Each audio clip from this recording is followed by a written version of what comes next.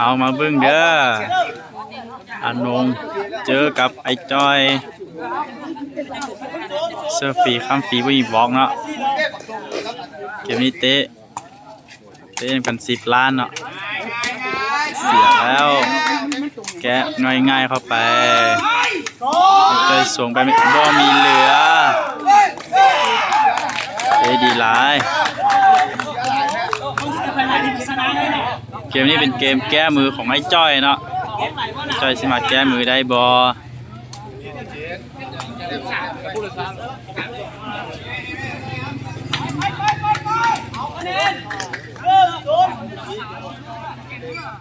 แพ้1-0ลงหาได้แบบนี้ปาดก็มีเหลือแก้1เข้านะ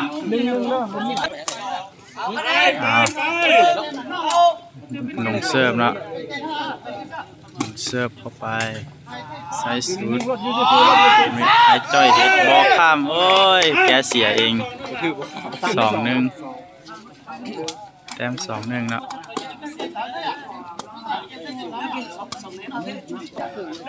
เอาอนงเสิร์ฟนะแต้ม2-1เสิร์ฟออกเองแต้ม2 เท่า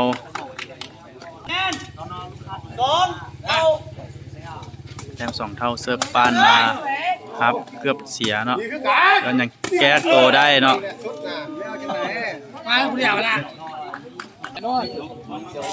แต้ม3-2แก้ตัวได้ดีลุงกี้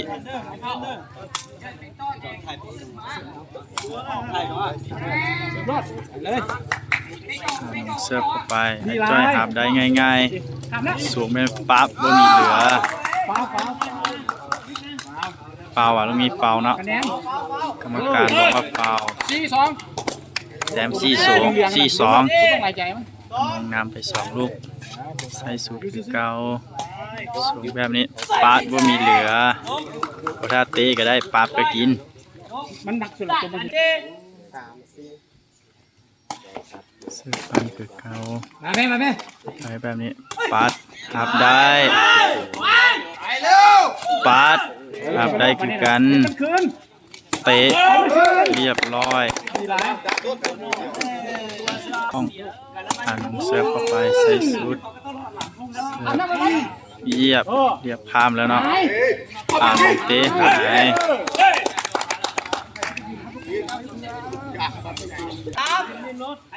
เอาแต้ม6-3แล้วอนงนำไป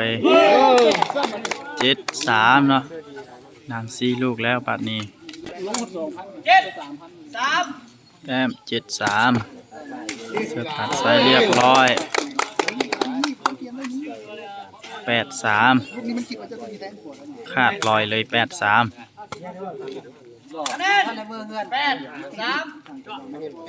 ไปทางเก้าอีกปาดไปขวาเรียบร้อยเอาไอ้จอยเสิร์ฟเนาะจอยจะแก้ตัวได้บอลูกเสิร์ฟนะไปใส่คือกัน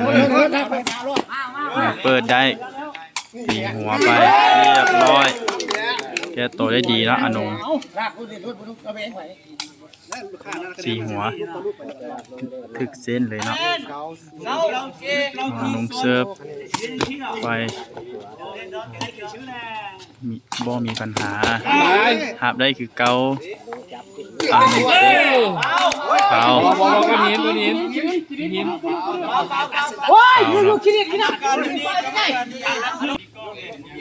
เสิร์ฟเข้าไปใส่สุดได้ง่ายๆเยียดไปใส่สุดเนาะเรียบร้อย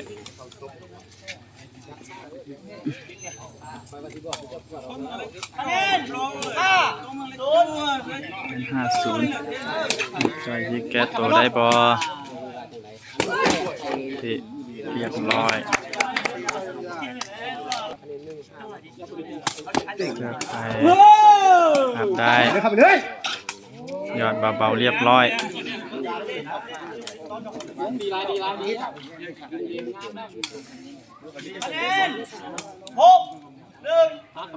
เต็ม6-1ผ่านยอดเข้ามาง่ายๆเตะหาย เตะดีหลายเนาะอนุ คะแนนบาทเดียว เสิร์ฟไปออก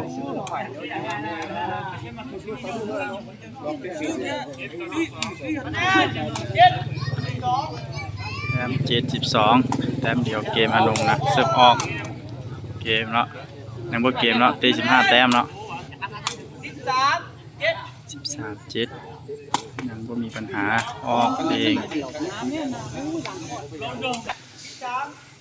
83เสิร์ฟออกเอง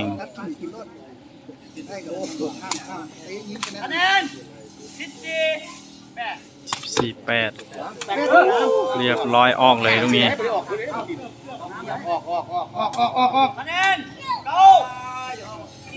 แต้ม14เนาะเสิร์ฟเข้าไปใส่สุดบ่มีกินเรียบร้อยอนุเตดีไรเสิร์ฟอะไรก็ไม่ได้กิน